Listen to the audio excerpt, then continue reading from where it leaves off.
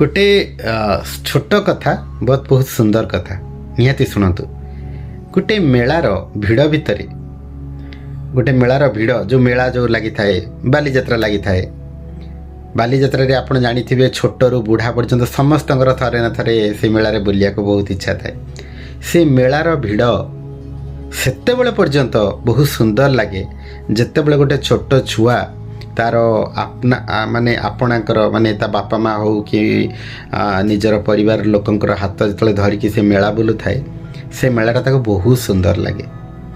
किंतु हठात अनफॉर्चुनेटली दुर्भाग्यवशत जदि से हाथटा माने छाड़ी ही जाए से हाथटा से छाड़ी दिए से मेला भितर से मेलाटा ताको बहुत डरावन लगे।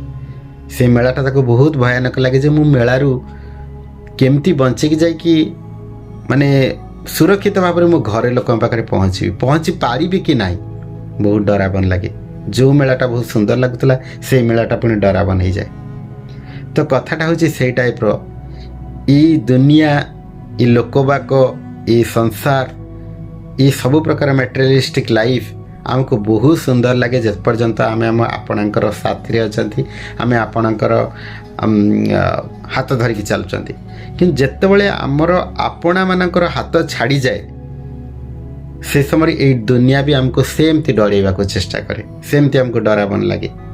तेणुक मोराल ऑफ द स्टोरी हूँ या जे ये दुनिया रे आमको खुशी रहा हेले ए दुनियार सुख शांति को आमको जी भर के जीवा को हेले आम आम आपणा मानकर हाथ सब बेले रहा कथा सब हाथ धरिकी चलवा कथा आपण मानकर साथ सब बेले निभेवा कथा।